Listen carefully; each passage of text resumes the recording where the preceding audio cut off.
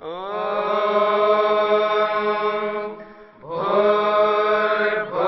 स्वः तत्सवितुर्वरेण्यं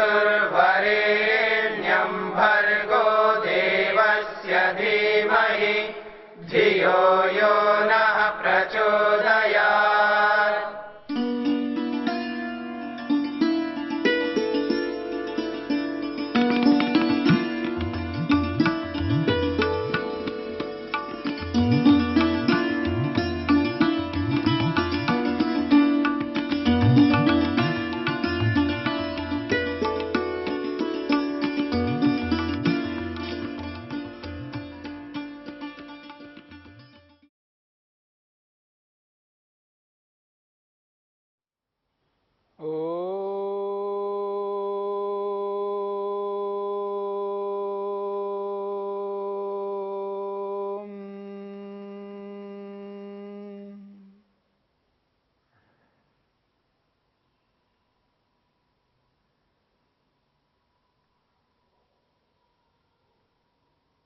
आत्मा को, आत्मा का बोध सत्व पुरुष अन्यता ख्याति के माध्यम से होता है।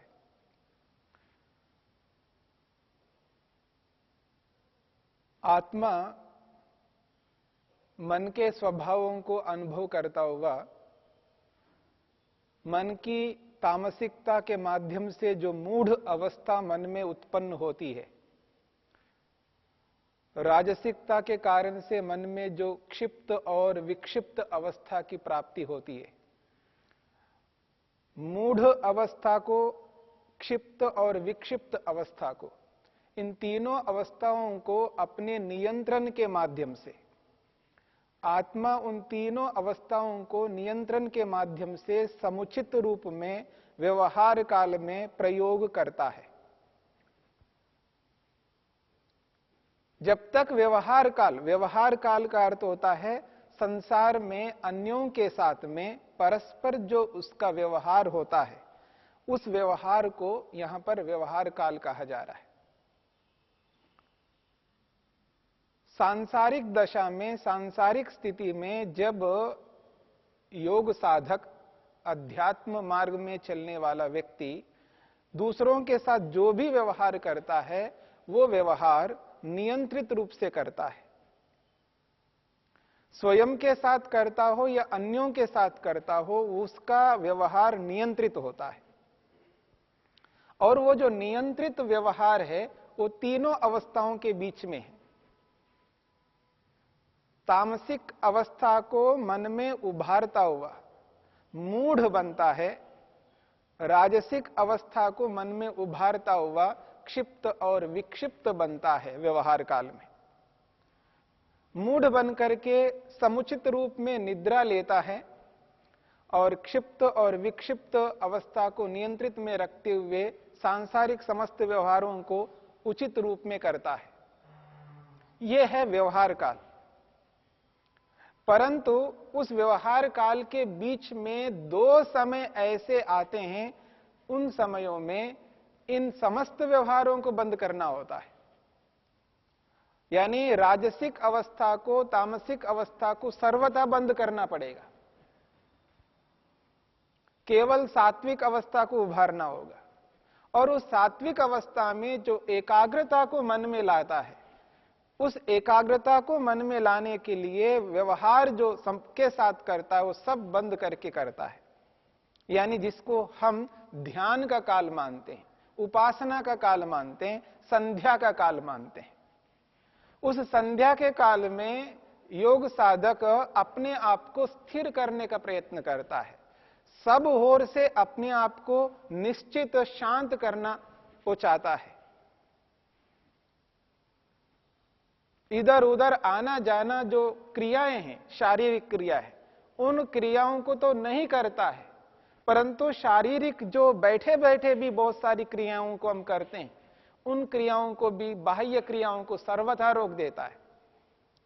शरीर की जो गति है उस गति को भी रोक देता है। यानी आसन लगाता है, प्राणायाम भी करता है और समस्त इंद्रियों को अपने वश में करने के लिए प्रत्याहार की स्थिति उत्पन्न कर लेता है। आसन समुचित रूप में व्यक्ति लगा करके प्राणायाम के माध्यम से अपनी सारी 10 इंद्रियों को अपने वश में रखता हुआ, प्रत्याहार करता हुआ धारणा की ओर अग्रसर होता है।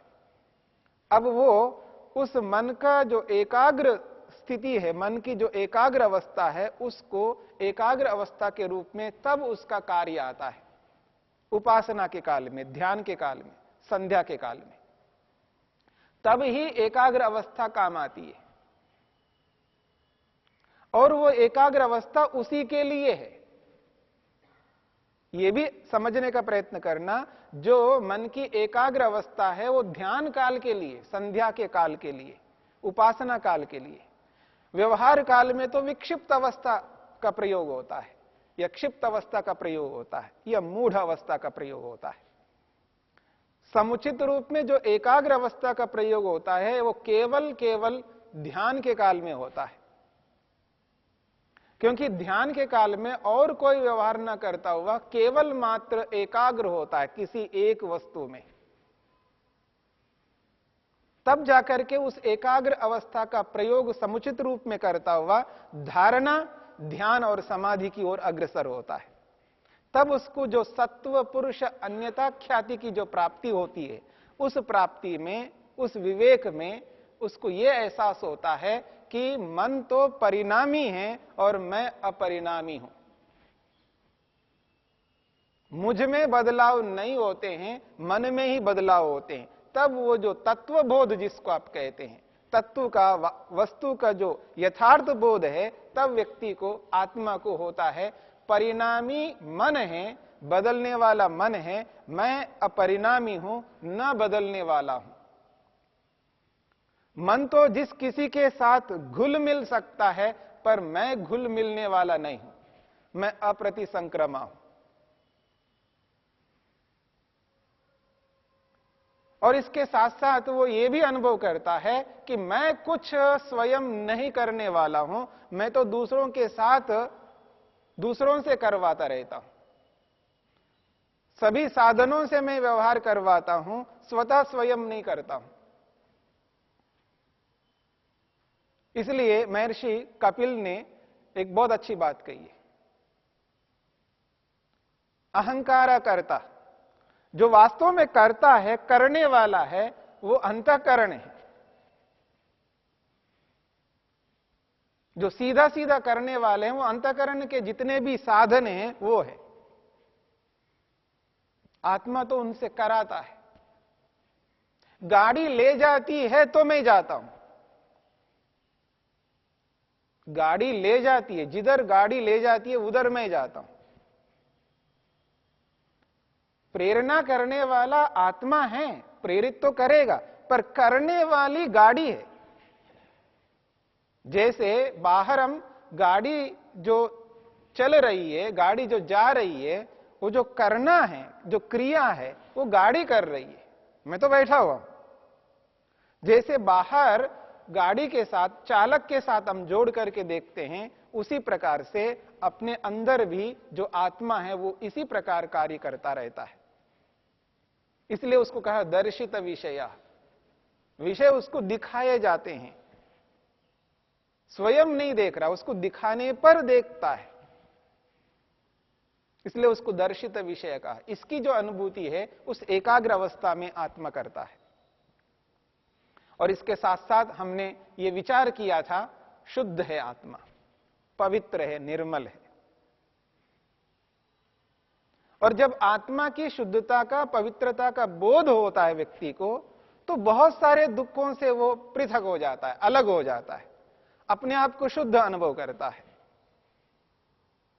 फिर भी वो जो दुख हो रहा है मन के अशुद्धि के कारण से, उस मन की अशुद्धि को दूर करने के लिए वो जो उद्यम करता है, मेहनत करता है, पुरुषार्थ करता है, वास्तव में जिस इच्छा से वो पुरुषार्थ उस मन की मलिनता को दूर करने के लिए करता है, उसे ही पुरुषार्थ कहा जाता है।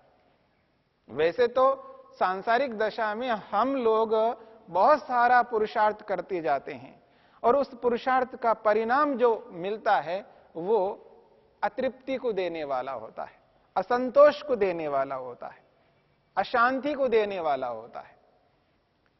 यद्यपि हम मेहनत उद्यम बहुत करते हैं, अलग अलग विषयों में अलग अलग व्यक्ति इतना पुरुषार्थ करता है, तो उस पुरुषार्थ को देख करके प्रतीति यही होगी कि इससे बढ़कर पुरुषार्थ नहीं हो सकता। परंतु इससे बढ़कर पुरुषार्थ नहीं हो सकता, ऐसे पुरुषार्थ का जो परिणाम निकल के आता है वो अशांति है, अतृप्ति है, असंतोष है, भय है और परतंत्रता का बोध होता है व्यक्ति को इतना पुरुषार्थ करने के बाद में।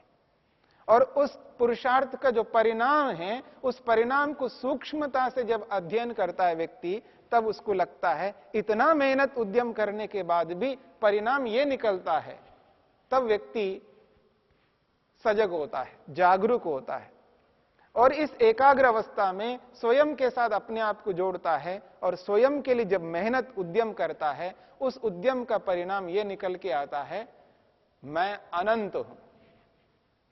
हमने अपरिणामी के बारे में विचार किया है और अप्रतिसंक्रमा के बारे में विचार किया है, दर्शित विषया के बारे में विचार किया है, शुद्धा के बारे में विचार किया है।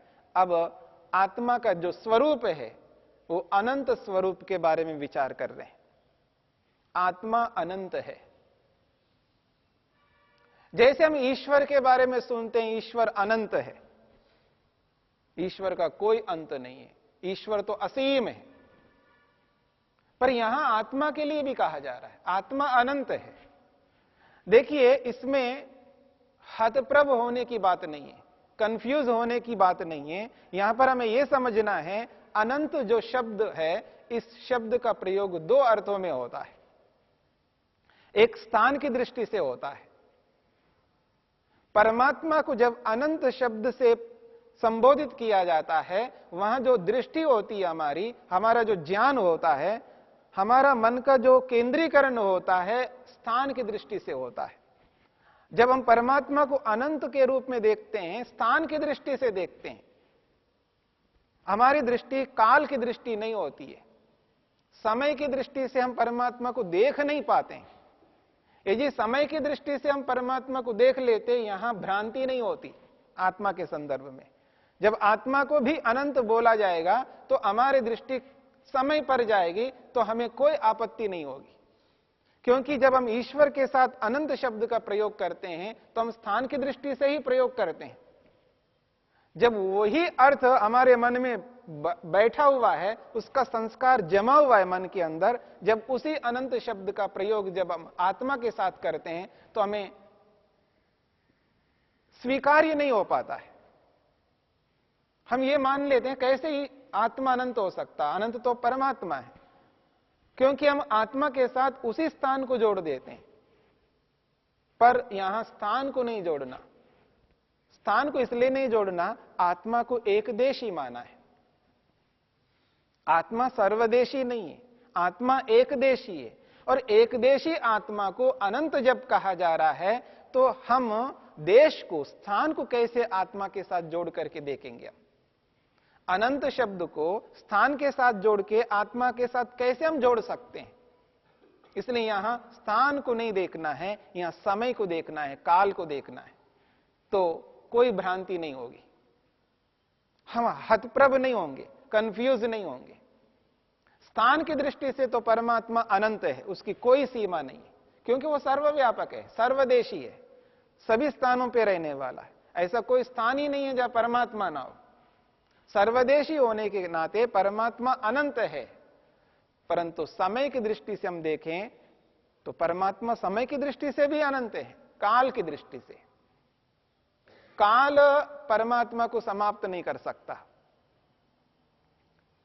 काल जो है सबको समाप्त करने वाला होता है, पर उन पदार्थों को समाप्त करने वाला काल होता है जो कार्य पदार्थ हैं, जो बने हुए। हां, मन को समाप्त करेगा काल, महतत्व रूपी बुद्धि को समाप्त करेगा, अहंकार को समाप्त करेगा, समस्त इंद्रियों को समाप्त करेगा काल, शरीर को भी समाप्त करेगा। और जो भी संसार में, ब्रह्मांड में हम देख रहे हैं, उन सब को काल समाप्त करता है। और वो व्यक्ति डरता है, भयभीत होता है, वो अपने अनंत स्वरूप को नहीं जानता है। दुनिया में जो कोई भी डरता है, भयभीत होता है, अलग अलग विषयों से व्यक्ति को डर लगता है, लेकिन जो मृत्यु का डर है, समाप्त होने का डर है, यह सभी में एक समान रूप से व्यापक होकर के रहता है। मृत्यु का डर, भय, ऐसा ना हो मैं ना रहूं, मैं समाप्त हो जाऊं। तो ये जो डर है, ये अनंत स्वभाव को न समझने के कारण से होता है।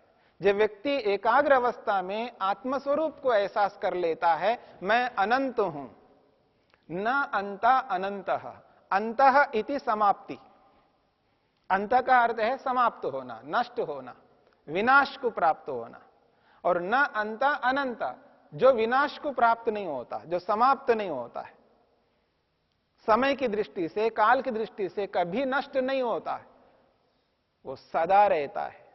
जैसे हम ईश्वर को अनादि मानते हैं, ईश्वर अनादि है, जो अनादि है वही अनंत है, उसकी कोई आदि नहीं है, कोई प्रारंभ नहीं है, परमात्मा का प्रारंभ ही नहीं है, इसलिए वो अनादि है। और जो अनादि होता है वो अनंत होता है।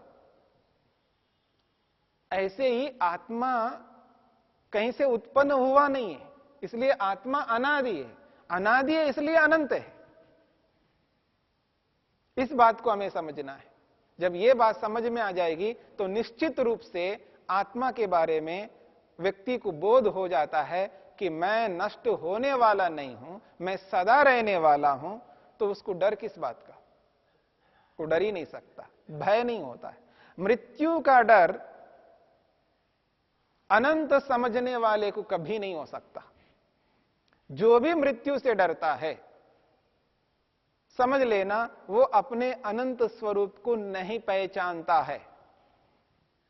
एक साधारण व्यक्ति इस कपड़े को पहचानता है कि ये जो कपड़ा है ये समाप्त होने वाला है, नष्ट होने वाला है, आज नहीं तो कल कभी ना कभी ये नष्ट होगा, ये कपड़ा है, उसे बोध है। ये अनंत है ऐसा नहीं समझता इसको, ये तो कभी ना कभी फटेगा, टूटेगा, जलेगा, राख बन जाएगा, उसको पता है इस कपड़े के बारे में, इसलिए इसके बारे में उसको दुख नहीं होता है। और ऐसा ही जिस किसी के बारे में उसने जान लिया है कि यह नष्ट होने वाला है, तो उसको दुख नहीं होगा। जब आत्मा को उसने जाना ही नहीं है, समझा ही नहीं है, इसलिए उसको दुख होता है। जब किसी की मृत्यु होती है, अर्थात जब कोई आत्मा शरीर से पृथक होता है, अलग होता है, शरीर में नहीं रहता है, इसकी आत्मा निकल गई, इसका आत्मा शरीर से हट गया, ऐसा जब हम सुनते हैं तब व्यक्ति को दुख होता है, कष्ट होता है, पीड़ा होती है, वो आहत होता है, अंदर से अशांत होता है, अतृप्त होता है, भयभीत होता है, रोंगटे खड़े हो जाते हैं आदमी को मृत्यु से। क्यों? अपने अनंत स्वरूप को नहीं जाना होता है। जब बहुत कीमती वस्तु, बहुत ज्यादा कीमती वस्तु, मूल्यवान वस्तु है, बहुत अधिक मूल्य है जिसका, जब वो हट जाए, अपने से दूर हो जाए या समाप्त हो जाए किसी कारण से, कितना दुख होता है व्यक्ति को। किसी की जमीन छीनी जाए, किसी के मकान को हड़प लिया जाए दूसरे के द्वारा, किसी के मकान को समाप्त कर दीजिए, नष्ट कर दिया। जब अतिक्रमण के नाम से सरकार मकानों को गिराती है ना, और जिन मकानों में जो लोग रहते हैं, जो आक्रांत कर लिया है जिन्होंने सरकार की जमीन को, अनियम पूर्वक, इलीगली उसको उन्होंने आक्रमण कर लिया उसको, तो जब उन मकानों को हटाने के लिए जब सरकार उद्यम करती है, उन मकानों को गिराती है सरकार, कितना दुख होता है उनको, कितना कष्ट होता है, ये मकान मालिक अच्छी तरह जानते हैं। जब व्यक्ति की कीमती वस्तु जब व्यक्ति से हट जाती है, नष्ट होने लगती है, आदमी को बहुत दुख होता है। जैसे उन पदार्थों को जाना है, वैसे ही वो आत्मा को समझ रहा है। मकान के समान, जमीन के समान, सोना चांदी के समान, रुपयों के समान आत्मा को जाना है। जैसे वो नष्ट होते हैं तो उसको दुख होता है, ऐसे ही आत्मा जब शरीर से हट जाता है तो उसको दुख होता है, कष्ट होता है, वो भयभीत होता है, क्योंकि वो अपने अनंत स्वरूप को नहीं पहचानता है। मैं कभी समाप्त होने वाला नहीं हूं, मैं सदा रहने वाला हूं, अनादि हूं। इस अनादि स्वरूप को जान करके, अनंत स्वभाव को जान करके व्यक्ति मृत्यु के दुख से दूर हो जाता है, निर्भीक हो जाता है, निडर हो जाता है। वही व्यक्ति मृत्युंजय को पा सकता है। याद रखना, जो मृत्युंजय की बात हम सुनते हैं, वो जो मृत्युंजय है वो वही व्यक्ति अपने अनंत स्वरूप को जानने वाला मृत्युंजय बन जाता है, मृत्यु को जीत लेता है, अर्थात मृत्यु से कभी नहीं डरता। मृत्यु उसको दुखी नहीं कर सकती, वो डरेगा ही नहीं। विनाश से वही व्यक्ति डरता है जो ये समझता है कि मैं विनाश को प्राप्त होऊंगा। इसलिए अनंत स्वभाव को समझ करके व्यक्ति जब आगे बढ़ता है, उसको ये तत्वबोध होता है मैं अनंत हूं, तो उसको बहुत सारे डर, बहुत सारे दुख, उनमें से सबसे बड़ा दुख मृत्यु का दुख है, उस दुख से छूट जाता है और व्यक्ति अपने प्रयोजन की ओर अग्रसर होता है।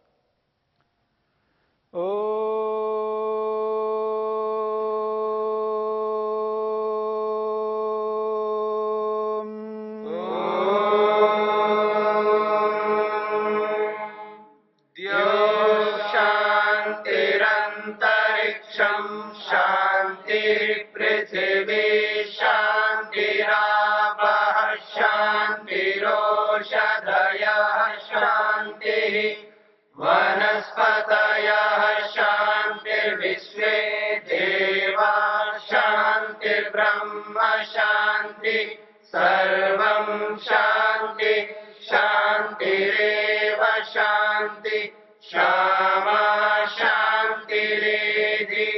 ओम शांति शांति शांति।